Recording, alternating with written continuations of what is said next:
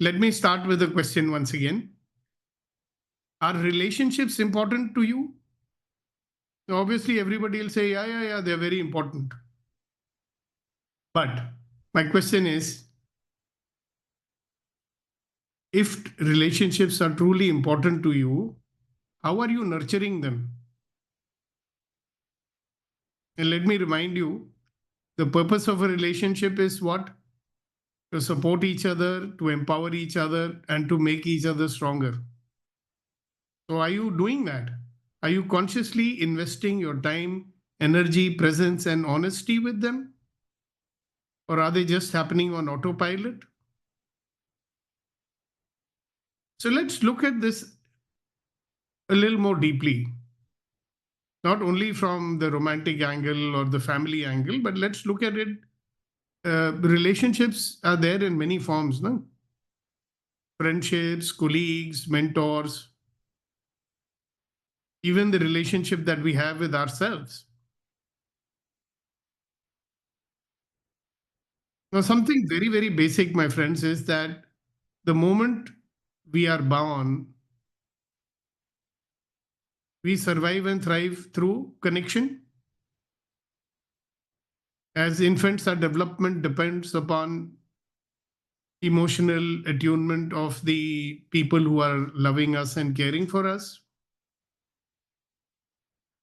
There was a study which said, that little infants who are not, hugged and cuddled by their parents, their growth is stunted. Now, as children, we seek approval, we seek attention, we seek love. And our self image is, to a great extent, you might have noticed, shaped by the responses we get from the people around us. Na? As adults, our well being, even our health and resilience, they are deeply influenced by the quality of our relationships. Like I always say, the quality of our life depends upon the quality of our relationships, and the quality of our relationships depends on the quality of our communication.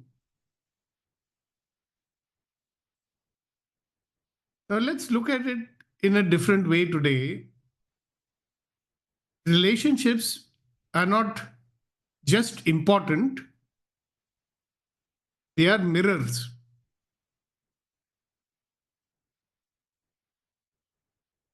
They are mirrors. They reflect back to us who we are, what we believe, what we fear, and where we have grown. Now, you might have noticed that the same person can have completely different relationships with different people. Why?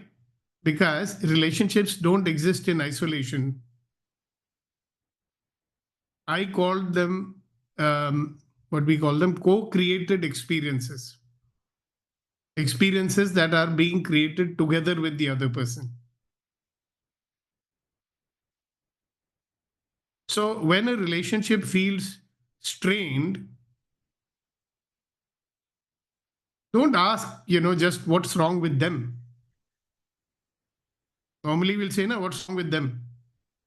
So instead of saying that, why don't we ask, what am I bringing into this situation? What am I doing that this relationship is strained? What's my contribution to this situation, whatever it might be?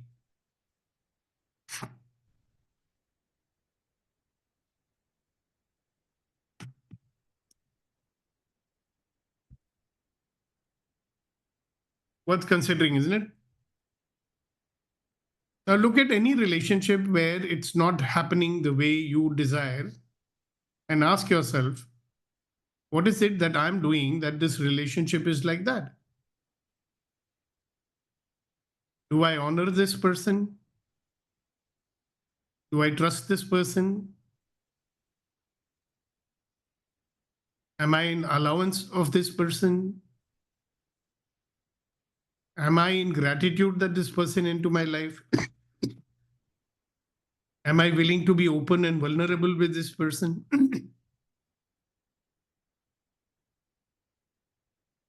At least, am I willing to honor trust and be in allowance and gratitude and vulnerable? Am I at least willing, whether I'm doing it or not? And see what happens. Now, unfortunately or fortunately, whatever, like everything else, we've grown up with a lot of myths, a lot of stuff that we believed all our life. Some of the common things I think are this thought that, okay, if it is meant to be, it will work out. This is like saying, if I'm meant to be fit, my muscles will grow. Sorry, sir. Relationships require work and conscious work. And as I'm talking to you, I'm trying to recall which are the relationships which require work. Another one which we believed, and I remember when I was a teenager, this was a very popular thing. Love means never to have to say sorry. No, love means being willing to say sorry. Love means humility, vulnerability, and deep respect for the other person's feelings.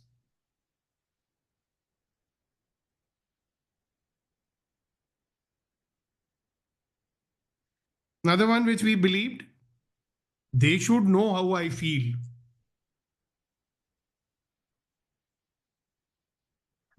Hello, mind reading is not a love language. Communication is.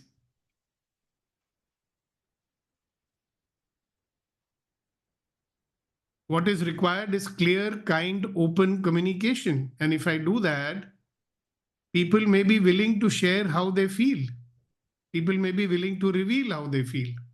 Because people also have, grown up with the myth that if I show my feelings, people will take advantage of me, stuff like that. So they don't show it so easily.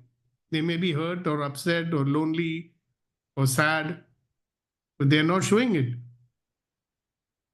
And if they're very, if they feel a lot of deep, intimacy and closeness with you, they will communicate it. Otherwise, they won't. So many relationships falter or fail not because of lack of love. Love may be there, but they falter because of lack of understanding. That is why I always say that if you want to have really deep and meaningful communication with someone, it begins with the willingness to accept another person's point of view without changing it. You don't have to do what they say. You don't have to not do what they say. You don't have to agree or disagree with them. It simply means that you're willing to accept another person's point of view without changing it. And that completely changes your relationship with that person. Then you'll never say, people should know how I feel. You will communicate how you feel. You will be open about whatever you are experiencing without fear that, oh, if I say this, they'll react in this manner. If I say that, they will react in this manner. They won't do that, no? So remember, relationships do not falter because of lack of love, but because of lack of understanding. And let's look at very quickly the different types of relationships we have and why they are important, why they matter to us so much.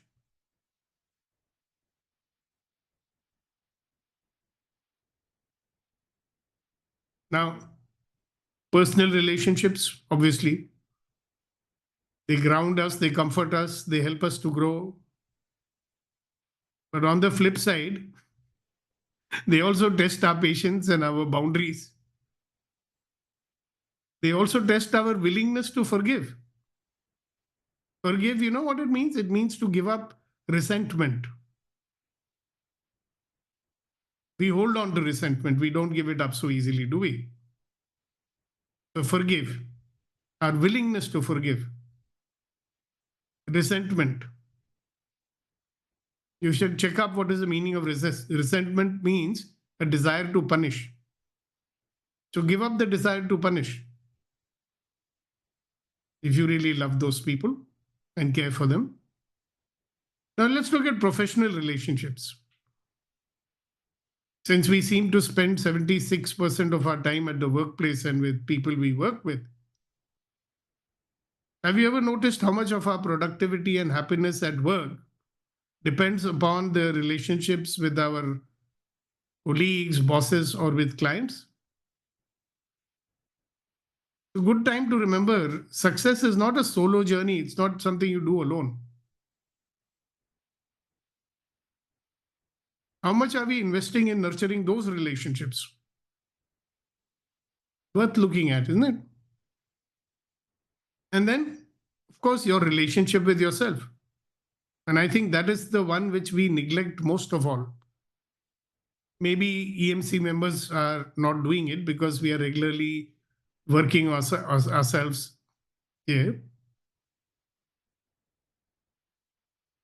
Now, one thing to check is how do you speak to yourself? Now, when you're talking to yourself, are you empowering yourself or disempowering yourself? When you're speaking to yourself, are you criticizing yourself or are you encouraging yourself?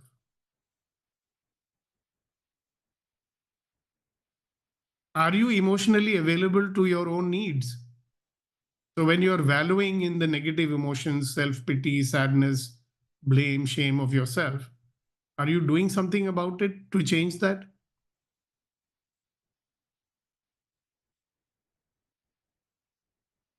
And remember, the way you see yourself is the way you treat yourself. And the way you treat yourself is the way you treat others. And the way you treat others is the way they're going to treat you. Long time back, somebody told me, you can only meet others as deeply as you have met yourself. Some people are maintaining a comfortable distance from themselves and their feelings and their emotions also. Check and see if you're doing that.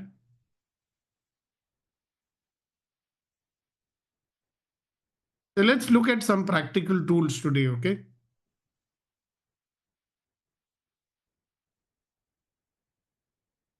So let me give you some practices for nurturing our relationships. So by following them, we can become more conscious and more connected in our relationships.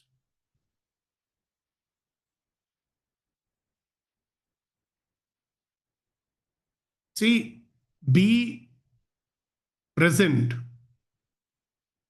We are very transactional. Transactional means physically we are there. Show up emotionally also, energetically also. Give them the gift of your energy, give them the gift of your attention. Look at them when they talk.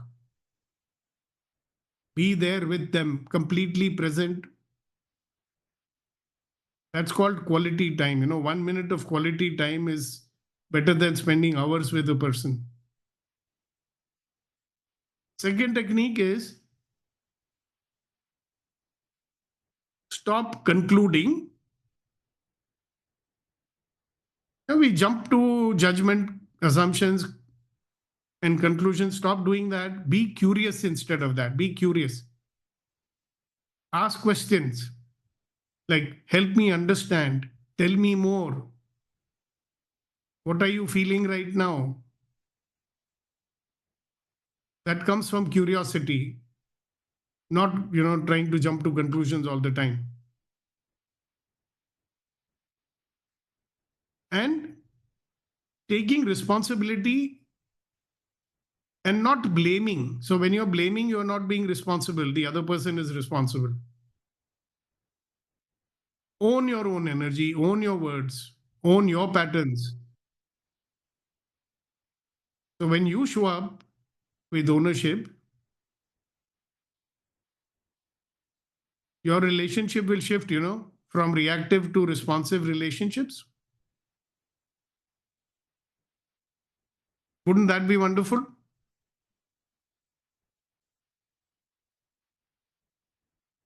So Let me ask you the same question again before we close. Are relationships important to you? And if they are, please do this today.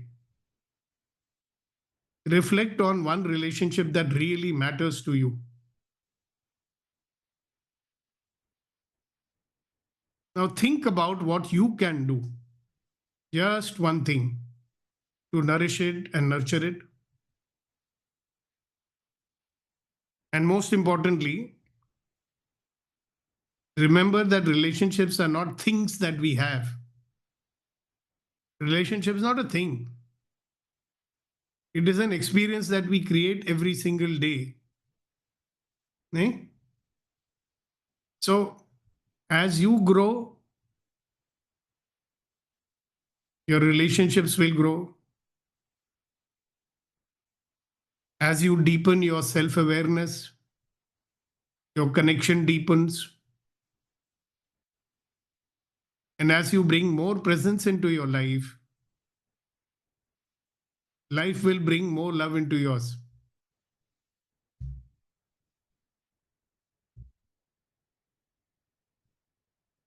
And isn't that what we all want?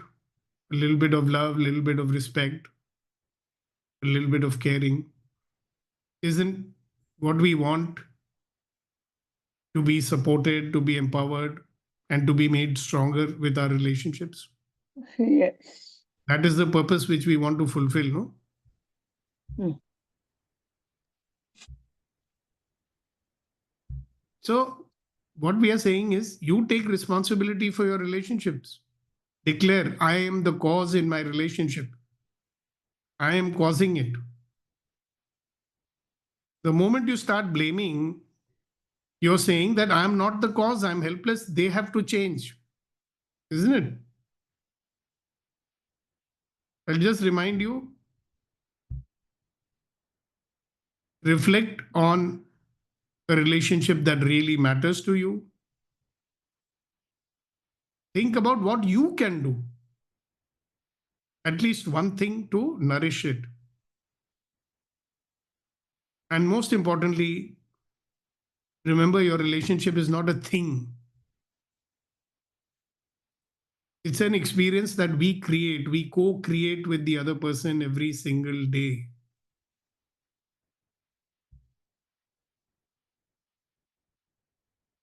So instead of just having expectations, maybe a good idea to do something about it.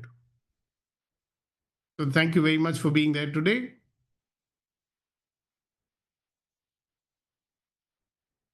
So now the ball is in your court. Anybody who would like to share about one important relationship or something? Yeah, Vipinji.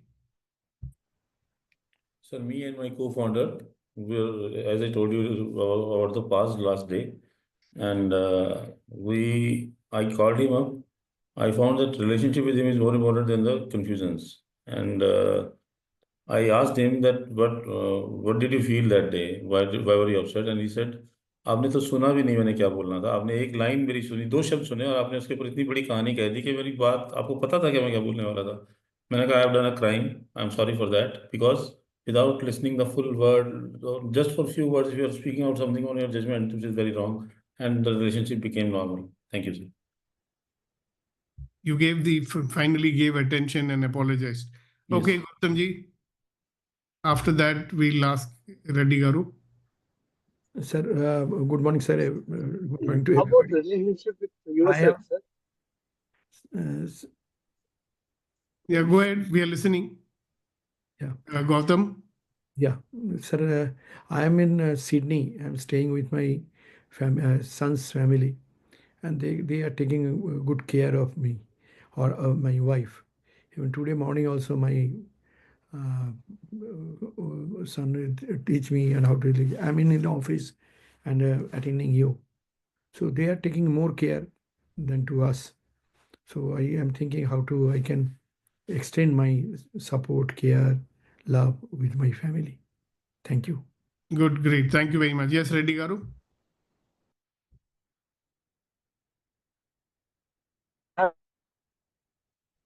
How Yeah. about relationship with yourself?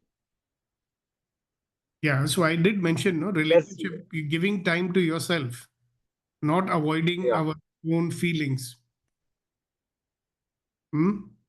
Very important, no? Okay. Relationship with ourselves. And that's what we neglect the most, no?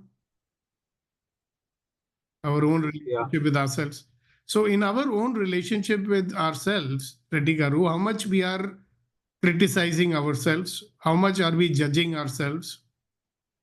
How much are we willing to forgive our mistakes? But at the same time, we always say that me cause. Yeah, me cause means me forgiving my mistakes. In my relationship with myself, you're asking about your relationship with yourself, right? Yes, sir. So in your relationship with myself, are you willing to forgive yourself? Okay. Are you willing to stop criticizing yourself? Are you willing to stop blaming yourself? Are you willing to stop, are you willing to start forgiving yourself? See, sometimes we are so perfectionist and we make a mistake and we are unwilling to, Yeah. So me cause does not mean that you are blaming yourself. Okay. Me cause means I am the one who has to find a solution for it. So when we say me cause, it is not to blame ourselves. Me cause means, look, whatever is happening, I'm not blaming anyone. I'm not blaming myself. Me cause means I am the person who has to find a solution. Okay. I do not look for solution outside. I'm not waiting that they should change or something like that. I will say, what should I do that will facilitate other people to change? That is me cause. Okay, sir. I'm Thank you. happy you asked that question. Thank you so much.